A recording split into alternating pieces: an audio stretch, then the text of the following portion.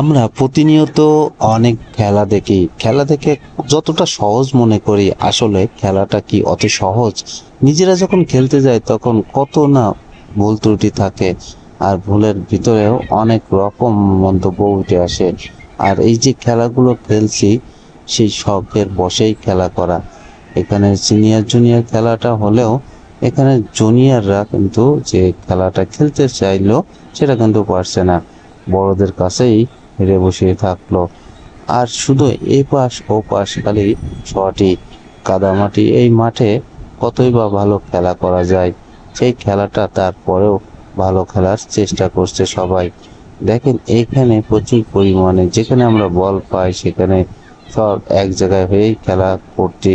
বল যেন সবার পায়ে থাকে এরকম একটা আশা নিয়ে বল খেলার মাঠে অংশগ্রহণ করছে। যেখানে বল সেখানে শিক্ষানিক লোক।